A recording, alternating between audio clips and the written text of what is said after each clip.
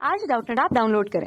Doubtnut पर अपने सभी गणित, रसायन विज्ञान, भौतिक विज्ञान और जीव विज्ञान के डाउट्स का करो सफाया।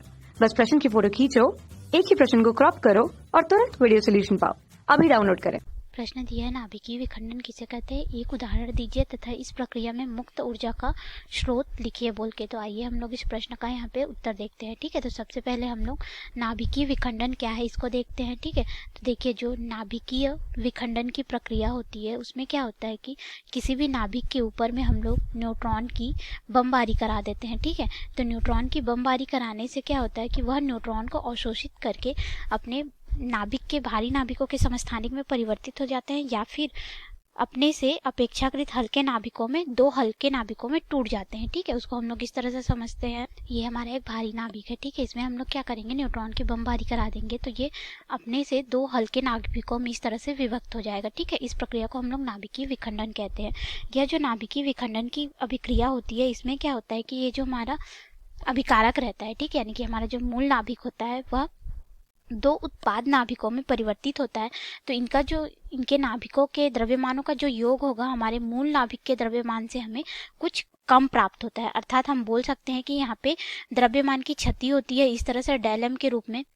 तो ये जो द्रव्यमान की क्षति रहती है, क्या आइंस्टीन के ऊर्जा द्रव्यमान समीकरण जिसे हम लोग E बराबर mc का वर्ग बोलते हैं, इसके अनुसार क्या होता है कि जो द्रव्यमान रहता है वह ऊर्जा में परिवर्तित होता है। तो इस तरह से जो नाभिकीय विखंडन अभिक्रिया होती है इसमें हम लोग को अत्यधिक मात्रा में ऊर्जा जो है वो प्राप्त होती है। जो ये ऊर्जा प्राप्त हुई है मुख्य रूप से तीन रूपों में होती है। एक तो तीव्रगामी न्यूट्रॉन के रूप में हमें प्राप्त होती है तथा ये जो विखंडित खंड बने हैं, ठीक है, इनकी गतिज ऊर्जा के रूप में हमें प्राप्त होती है और साथ ही साथ गामा किरणों के रूप में। ठीक है, गामा किरणों के रूप में ये क्या करती हैं, हमें अत्यधिक मात्रा में ऊर्जा प्रदान करती हैं।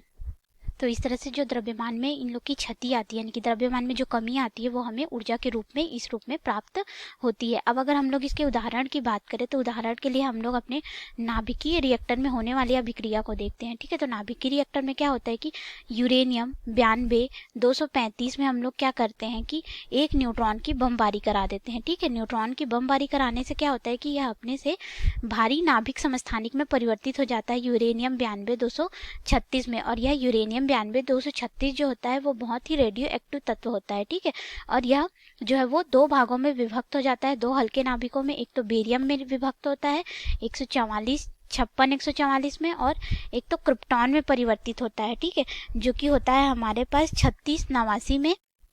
और साथ ही साथ हमें यहाँ पे 3 न्यूट्रॉन प्राप्त होते हैं और हमें यहाँ अत्यधिक मात्रा में ऊर्जा प्राप्त होती है। ऊर्जा लगभग हमें 200 मेगा इलेक्ट्रॉन वोल्ट के आसपास की प्राप्त होती है। ठीक है, तो देखिए यहाँ पे क्या हुआ कि अगर हम लोग देखें तो यूरेनियम नाभिक में हमने न्यूट्रॉन की बमबारी कराई। ठीक है, तो यह यूरेनियम 236 में परिवर्तित हुआ और उसके बाद दो हल्के नाभिक बेरियम और क्रिप्टॉन में परिवर्तित हुआ और हमें यह 3 और न्यूट्रॉन मिले। ठीक है, और साथ ही साथ ऊर्जा भी प्राप्त हुई। तो ये जो 3 न्यूट्रॉन थे, ये 3 न्यूट्रॉन आगे जा करके फिर से यूरेनियम 235 में अभिक्रिया मतलब कि उनके पे नाभिक पे बमबारी करेंगे और फिर से इसी तरह से 3 अलग से अभिक्रिया चलेगी। तो वह हमें अनियंत्रित श्रृंखला अभिक्रिया के रूप में मिलेगी। परंतु हम लोग जो नाभिकीय रिएक्टर में अभिक्रिया कराते हैं वह हमारी नियंत्रित श्रृंखला अभिक्रिया रहती है। इस 3 न्यूट्रॉन को, इसमें से 2 न्यूट्रॉन को क्या कर लिया जाता है, ग्रेफाइट की छड़ या फिर भारी जल के द्वारा। ठीक है, ग्रेफाइट की छड़ या फिर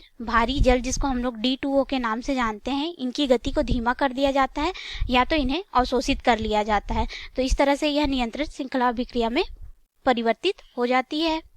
तो इस तरह से हमने एक उदाहरण भी देख लिया कि नाभिकीय विखंडन क्या होता है। ठीक है, और इसमें जो ऊर्जा प्राप्त होगी वो हमें द्रव्यमान क्षति के रूप में इस तरह से आइंस्टीन के समीकरण के रूप में प्राप्त होगी और ये ऊर्जा मुख्य रूप से 3 भागों से हमें मिलकर प्राप्त होती है। तो तीव्रगामी न्यूट्रॉन और ये जो विखंडित भाग है उसके द्वारा जो गतिज ऊर्जा आएगी उन कणों की, उसके द्वारा, और गामा किरणों के द्वारा, क्योंकि एक गामा विकिरण के निकलने से हमें लगभग 100 या फिर बोल सकते हैं हम लोग 100 किलो इलेक्ट्रॉन वोल्ट की ऊर्जा प्राप्त होती है। ठीक है, इसीलिए हमें यहाँ पे अत्यधिक मात्रा में ऊर्जा प्राप्त होती है। इस तरह से हमने क्या किया कि नाभिकीय विखंडन अभिक्रिया को देखा, उसके उदाहरण देखे और जो मुक्त हुई ऊर्जा का मुख्य स्रोत क्या था ये भी हमने देखा। तो ये हो गया हमारे प्रश्न का उत्तर। धन्यवाद।